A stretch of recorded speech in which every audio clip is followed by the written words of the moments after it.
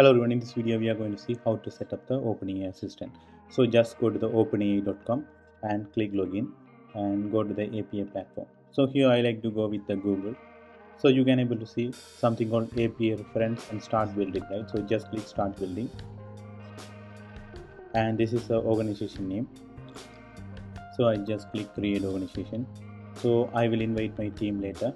So this API key name and the project. So I just click generate API key. So this is API key I have generated. I just click copy and continue. I would like to go with $5 credit. Anyhow, you have to purchase a credit in order to use OpenAI service. So I just click purchase credit and I need to give the card detail. I just click confirm payment. I have successfully purchased a credit. I just go to the dashboard. So after I go to the dashboard, you can able to see by default chat is selected. Previously we worked with the assistants 8 or 9 month. This will going to deprecate. So that's what we are going to use this chat, right? This is called response API. So I just click create. So here we need to choose the model, right? So by default it's choosing the GPT-5. If you want to any other model, you can able to grab it from here. So the second one is variables. So our main objective is to use the file search here. So select the tools and you can see file search. So I need to attach a file, so I just click upload. I just attach the SaaS WA proposal, so I just click attach. Now the file has been attached. Now the developer message. So this is the system instruction. So here I'm going to give the system instruction as you are a sales agent for SaaS WA. If anyone ask anything regarding SaaS WA, read the attached PDF and answer the questions. I just keep it as it is and I just click serve. So it's asking the prompt, right? Because currently we have created prompt.